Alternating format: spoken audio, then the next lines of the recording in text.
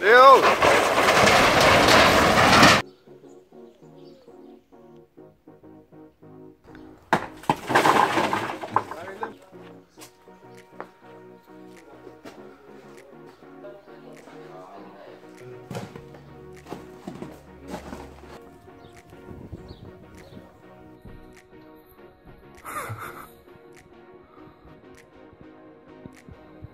Stai!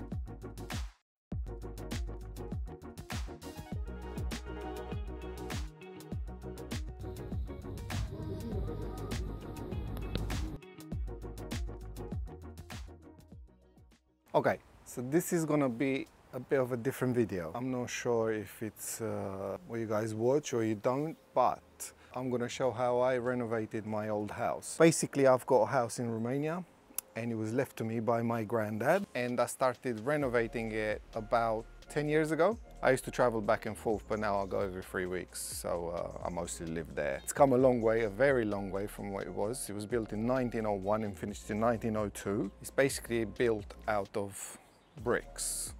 Like the whole lot is just bricks with wooden beams for the ceiling and so on. It's actually a very nice house. It got dilapidated after my granddad died because no one used to go over there. But I really liked it. I grew up as a kid there, and I decided that I think I need to do it, because he said to me from the first day when he was in hospital, he said, you got to rebuild this and don't sell it. So I never intended to sell it, so now I live there. This will be my story on how I built it. I didn't build it, but I mean how I renovated it and so on. Firstly, this is going to be the first video. It's basically how I built my dressing onto the side of the house where there used to be another room there which got demolished. If you want to see the whole process, will be posted after this video, but this is just the dressing, how I built the dressing on the side of the house.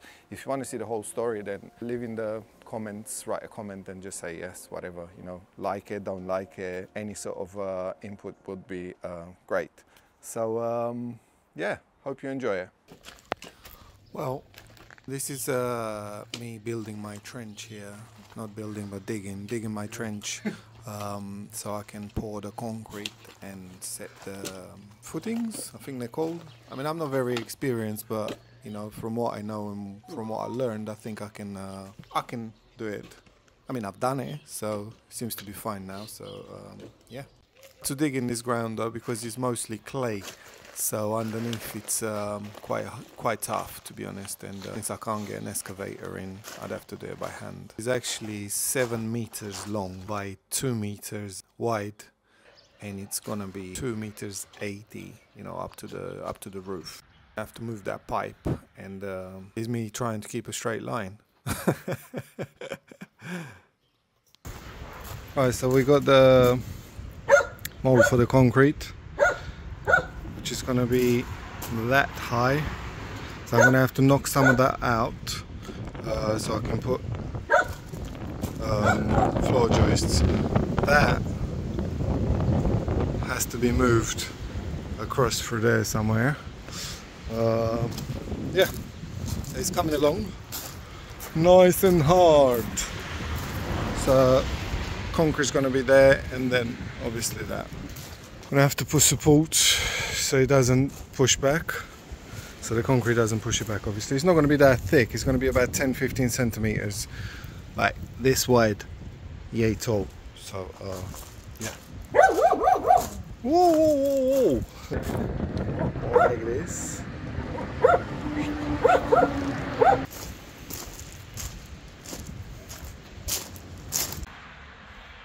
Right, so basically what I've done here is I've left some air bricks, so air can get inside underneath, because it's gonna be a suspended floor. In the winter I don't want any damp or anything like that, so I've left plenty of aerating holes. When the concrete gets poured, it's gonna be covering just around the bricks, and then obviously I'm gonna have like an air gap, an air brick as such.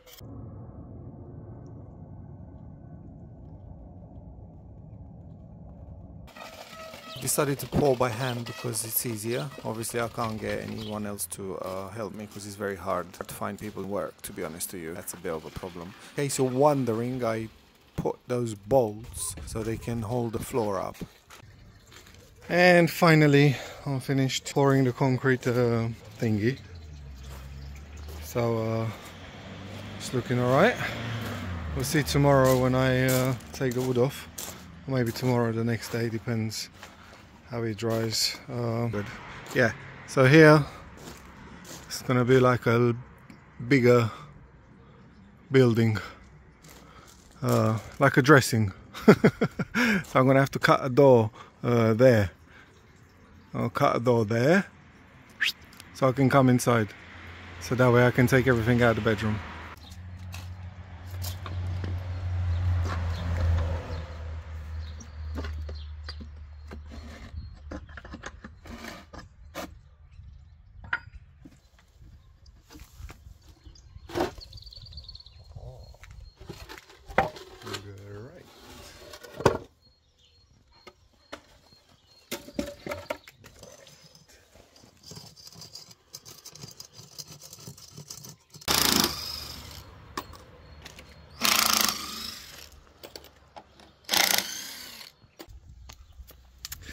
This is the finished product as such.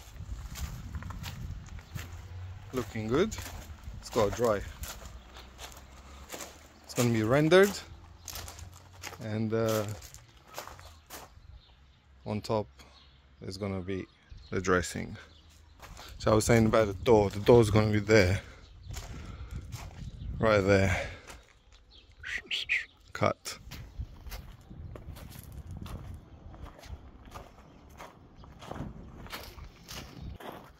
I've left some of these bolts so we can screw in a bit of wood.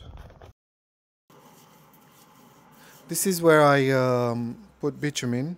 It's basically a damp-proof variant as such, but I'm gonna lay a damp-proof plastic sheet anyway, so the concrete doesn't come in touch. It doesn't touch the actual wood that's gonna be on top of the concrete.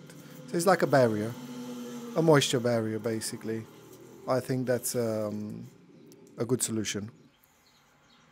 As you can see, this is like the next day where it's dried. I haven't got such much experience in building, but from what I've learned over the years and what I've done, I think I've done okay. I'm sure you're going to come up with suggestions that I haven't done anything right. Anyway, that pipe's going to be moved over there, and then the actual drain pipe for the rain, that's going to be moved, and then the light and the fittings all going to be switched around.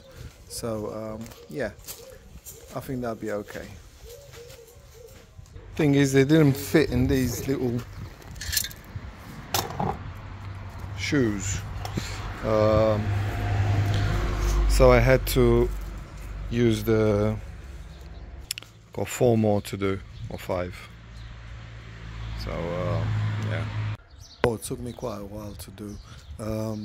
The rafters were a little bit too thick for the shoes, so essentially I had to trim them down with the...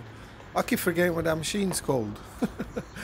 Yeah, so this is the actual underfloor, and basically you got 25 centimeter boards, quite thick, and then I've put polystyrene in between. So the polystyrene I've used is fire retardant, and it's expanded.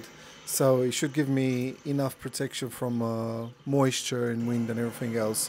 And on top of that, there's a layer of foam, and then you've got 2 OSB boards, one on top of the other, basically to form quite a thick floor. So I didn't want anything too flimsy that you'd step on and it would bend. But in the end, it's come out quite alright, to be honest with you. And the bolts that you see through is so I can bolt in the stud walls all the way around, so they have extra support. They go all the way to the bottom into the concrete. So this is the first stud wall that I'm building, as you can see. And the wood I've used is actually non-conventional wood because it's hard. Obviously I got a bit of help from the other half, so yeah. It was easy because I actually calculated it, so it's easy to just build on top of that and then just lift up. So that was the easiest solution. I used 2 boards, nailed to each other to form like a thicker board, because the actual measurements for the boards that I needed, 4x2 whatever, you can't really find them. So you know, I've used what I had, what you can buy basically. So yeah.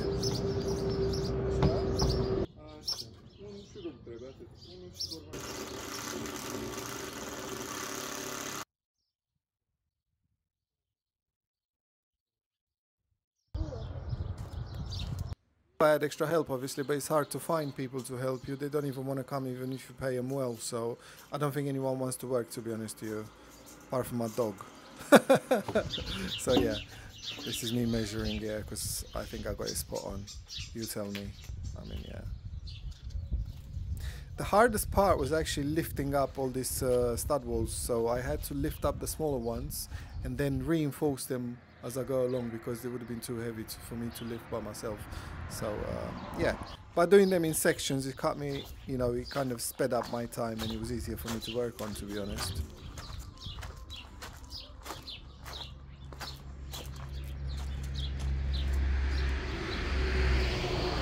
Window. And obviously the middle bit there where it hasn't got any middle structure is for me to go in with the materials, because I thought to myself, if you know, all the materials come, where am I going to put it? How am I going to get in? But yeah. So what I've done, I've cut roof rafters. So basically they cut at an angle, so you just lay them straight. So you don't have to put a lot of angled wood and stuff, so it's pretty easy. So what I've done, I've used these. I've traced the first one, and I'm just going to cut along. I need 16 of them, so hopefully get them done tomorrow. Oh, progress is slow but steady. I've now got 3, 6, 9, 10 of these cut, and I've still got 1, 2, 3, 4, 5, 6 to cut. It's actually getting them up there. I've laid the piece of wood so I can lay them straight basically, and then I've bolted them on with metal L brackets, left and right, bolted, not screwed in, bolted in a wall. So on top of that, this is how the panel of OSB is going to go, and then the metal roof on top of that. But yeah, took longer than I expected, but you know, that's half the fun. So this is my garden, you can see it in future videos. See, the actual L brackets hold the wood in place, bolted onto the wall basically, and that should be safe enough for this structure. Don't forget it snows quite a lot in the winter here sometimes, so I took into account, you know, the weight of the snow, so that would hold it. Anyway, the OSB boards are really thick, so that's good. As you can see, I'm struggling here. Lucky I left that gap there, because if I didn't leave that gap there, you know, it would be a nightmare. So it was already a nightmare at this point, because I was actually lifting those OSB thick construction boards up by myself, and you know, I think I've done a pretty good job, considering. It's easy when you have help, I know, but you know, when you do it all by yourself, it's all good. Anyway, in total, this actual construction took me about 6 weeks, I'd say. 6 or 7 weeks, but I did have a 3 weeks gap in between, because I went abroad, and that was good, because it gave the wood time to dry, and yeah, didn't really want to dry it too fast, because it would bend. So all stay straight and all good. It was a little bit more reinforced than that afterwards, but I'll see in the video in a minute.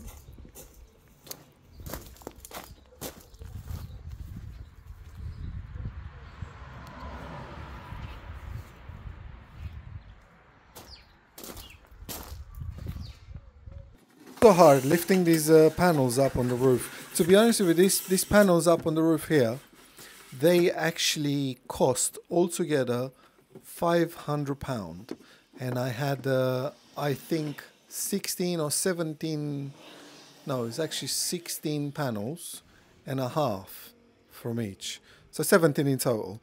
So literally my other roof is actually coming off. That needs changing, but that's going to cost a bit. Anyway, £500 for the whole roof with the sides. The bolts were galvanized with rubber gaskets on them and seals all the way around in place. It's not finished yet, but I will do when I get back.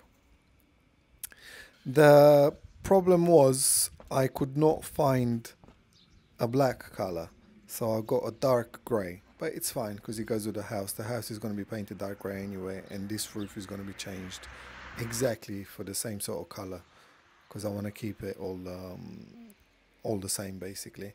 There are some points on this roof which I repaired about 10 years ago, and still there, to be honest. Not rained inside or anything else, because in the thing is actually mud. Here's me trying to cut the door.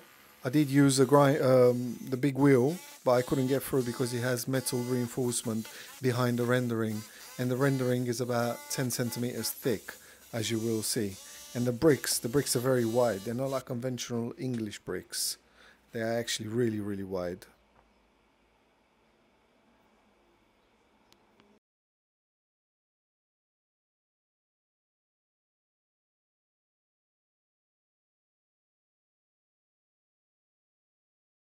Now take a look at this, see? Look at the width of that brick. That's literally, you know, 2 bricks side by side plus a bit, just to make the length of that brick, and then reinforced either side. Now it took me a day and a half to break through this, basically. As you can see, I didn't really have much space to swing the hammer in it because I'd hit the wardrobes. But in the end I managed, you know, bit by bit, and that was quite hard. Fatty. Yeah. I've actually put it in. I've used foam all the way around the door frame, as you can see. And lucky I left that gap there for the entrance so I can put the polystyrene. The expanded polystyrene board inside, which I'm going to use for the outside to board the place up for insulation.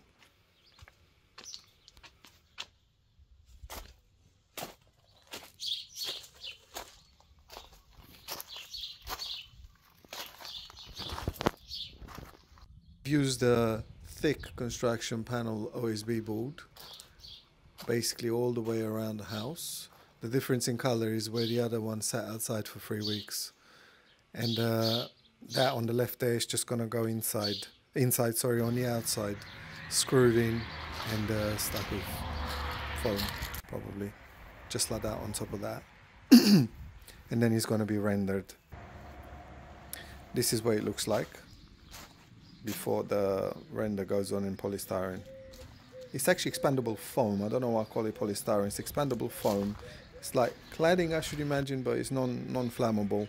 It just melts. If something was to happen, that would melt. I think it needs to reach like a very high degree point in order for it to actually catch fire.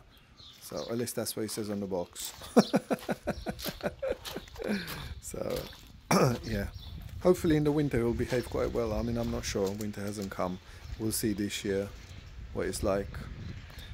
These plastic things are made especially for this board to go in, to hold the board to the wall. It's actually screwed in with long screws, so they reach on the other side and catch onto the OSB board, so it's all fine. Flame retardant expanded, so basically it shouldn't burn, and it doesn't give any smoke either. So yeah, I mean that's what they say, but you know, that's for insulation. That's what everyone uses here. And then if this catches fire, I mean, let's hope it doesn't. I've got a fire extinguisher right next to me, so yeah. I mean, I do have wooden log burners in the house, so you know. What I'm doing here, I'm actually pulling the wire for the lights that are going to be in the ceiling. That's going to be connected to the one coming out of the wall there onto the left. I've insulated the ceiling under the what do you call it, re-gyps, plasterboard. Sorry, plasterboard. I've used the one that resists damp just in case. You never know, so just in case it gets damp. So bit by bit, I'm not very experienced in putting in plasterboard, but I did give it my best. So I've used insulation everywhere, quite thick so that way I don't have any sort of drafts or anything like that, and it should all be fine. And turn the lights on. As you can see, I'm almost done here. Basically, that stuff itches like crap if you touch it, and I don't suggest you do. Anyway, the lights are working, everything is in place, so let's get on with the next bit. To be honest, I wasn't initially gonna cover this wall with plasterboard, but then I decided to do so because just in case, you know, see how it looks alright. Really, I haven't done a good job on that door, but you know, it will be sorted. The damp patches you see there, they were from before, they just dried a different color. This is me after render filling in all the gaps and everything else, and it came out alright, but I'm not experienced in plastering or anything like that. This is the paint I'm going to use on top, and initially I was going to mix it with a thicker sort of compound, but then I decided not to because you know, it's just easier to paint. No one's going to see it anyway. The wardrobes are going to be on the top anyway, so you're not going to see all the imperfections, and in the end it's just a dressing, so it came out quite fine. I'm pleased with it. You know, there are bits and bobs that need to be readdressed, and like for example the corners of the door and the windows, they need to have the edges on them, which I haven't put yet, but all in all I'm actually quite pleased. The floor should go in next, and as you can see, got paint over it, so I couldn't help that, to be honest, but you know, no one's gonna see it. Underneath this floor there is a sheet of cork. That's why I laid it on special. Quite expensive. It's about 40 euros per roll. One roll doesn't have enough juice in it to last the whole room, so there you go. Gotta do the side edges. That's what's left. I left it overnight so it kind of stretches out and expands as you should. The weather varies in Romania. It's quite hot, quite cold, quite hot, hot in the summer. So there you go. That's the edging done. And now all that is left to do is bring in the wardrobes. I'm actually pleased with the end result, and it's quite large. I mean, don't notice it, but it's 7 meters by 2 meters, 2 meters wide, 7 meters long. One of the guys that's helping me is actually rendered the whole dressing. Literally on top of that, there's gonna be the outside textured paint, which needs to be done this month, because the weather's perfect for it. So I'm actually pleased, very pleased with the end result. The mesh went on top of the expandable foam rendering. The water droplet thing, so it doesn't allow water to drip on the underneath of the building. You know, this is night time, so obviously you can't see it very well, but got the window in, everything gets sealed. So here it is. This is the final product, my dressing. Obviously a little bit more to do inside, but you know, everything went in quite nice. IKEA wardrobes without doors, rails and everything else. I have a lot of shoes, I know, but you know. So anyway, I hope you enjoyed this video. Please write in the comment section if you enjoyed this video, or if you want to see more like this, because I have the whole house from 12 years ago when I started rebuilding it, renovating it and all sorts of stuff. So if you want to see more, let me know. Anyway, please subscribe, leave a like, and see you next time. Thanks for watching. Bye bye.